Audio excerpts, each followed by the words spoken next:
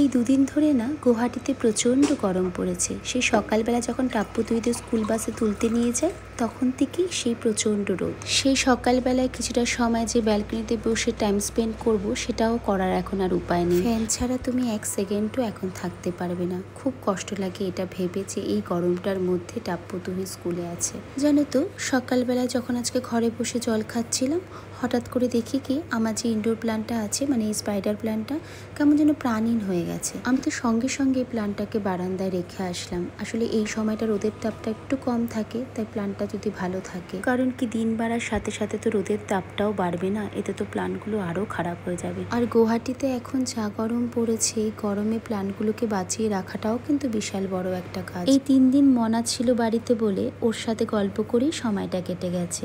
সেরকম ভাবে বাড়ি পরিষ্কার করতেই পারিনি। তাই আজকে যখন আবার আমি একা তখন ভাবলাম আগে ঘরের কোনো একটি কর্নার পরিষ্কার করে নিই, তারপর স্নান করে পুজোটা সেরে নেব। তো প্রথমেই আমি আমার কফি কর্নার দিয়ে স্টার্ট করলাম, কারণ এটা অনেক দিন ধরে পরিষ্কার হচ্ছে না ভেবে ভাবলাম আজকে করে নিই। আজকে সকালে যখন আমি ডাস্টিংটা শুরু করলাম ফার্স্ট আমি আমার কফি কর্নার থেকেই শুরু করলাম।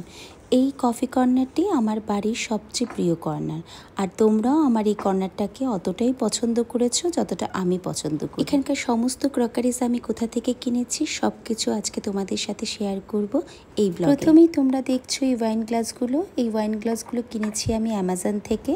এই যে সেরামিকের টিপটটা দেখছো এটা আমি কিনেছিলাম চুম্বক থেকে, আর এর পাশে যে দুটো ঢাকনা দেওয়ার কাপগুলো দেখছো এটা আমাকে আমার এক বৌদি গিফট করেছে। এই কফি কন্টেনারটা দেখছো যেটা আমি নিয়েছিলাম ওয়েবসাইট থেকে, এর মধ্যে আমি সবসময় ফিল্টার্ড কফি রাখি। তোমরা দেখলাম অনেকেই আমাকে হাতির ছবি দেওয়া এই কন্টেনারটার কথাও জিজ্ঞেস করেছিলে, এটাও কিন্তু আমি চুম্বক থেকে নিয়েছি। আজকে যে কভারটা দিয়ে আমি কফি ইউনিটটা ঢাকলাম এটা আমার মা বানিয়ে দিয়েছে।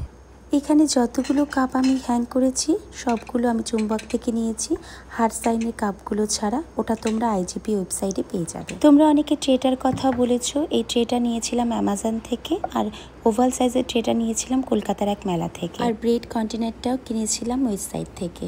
এই ট্রেটাও অ্যামাজন থেকে কিনেছি। এই পিঙ্ক কন্টেনারটাও নিয়েছি ইনস্টার সাইট থেকে, আর ব্লু কন্টেনারটা নিয়েছিলাম লোকাল শপ থেকে। তোমরা অনেকেই বিস্কিট রাখার কন্টেনারটার কথা জিজ্ঞেস করেছো, ওটা কিনেছি আমি চুম্বক থেকে। আর এই দুটো প্লেটও কিনেছি আমি চুম্বক। এই পাস্তা প্লেটগুলো কিনেছি আমি হোম সেন্টার থেকে, আর ডিনার প্লেটগুলো নিয়েছি অ্যামাজন আর ওয়েবসাইট থেকে, আর কোয়ার্টার প্লেটগুলো কিনেছি আমি চুম্বক থেকে। এখানকার সমস্ত ক্রকারিজই আমার সেরামিকের, শুধুমাত্র গ্লাসগুলো ছাড়া। আমার সেরামিকের কালেকশন ভীষণই ভালো লাগে। এগুলো সব কিন্তু আমি একদিনে কিনিনি, আস্তে আস্তে করে কিনেছি। আর সত্যি কথা বলতে কি সেরামিক কিন্তু খুবই কম ভাঙে। এই ক্রকারিজগুলো আমি রেগুলার ইউজ করি বলে এই ক্রকারি ইউনিটটা ওপেন হওয়া সত্ত্বেও কিন্তু খুব একটা ক্রকারিজগুলোর ওপরে ধুলে জমে না। আর সব সময় তুমি যদি এগুলো ইউজ করার পর এভাবেই গুছিয়ে রাখো না, তো ভাঙার চান্সেসটাও কিন্তু অনেক কমে যায়। চুম্বকের এই সেরামিকের সার্ভিং ট্রেটা আমার খুব পছন্দের। এটা আমার প্রথম সেরামিক সার্ভিং ট্রে ছিল। এখন যে কাপগুলো তোমরা দেখছো এটা আমি অ্যামাজন থেকে নিয়েছি। এটা খুব পছন্দের আমার কাপ। এই সেটের একটা কাপ না আমার ভেঙে গেছে জানো তো। একবার চুম্বকের সেলে এই কফি মগগুলো কিনেছিলাম, খুব অল্প টাকায় পেয়ে গেছিলাম।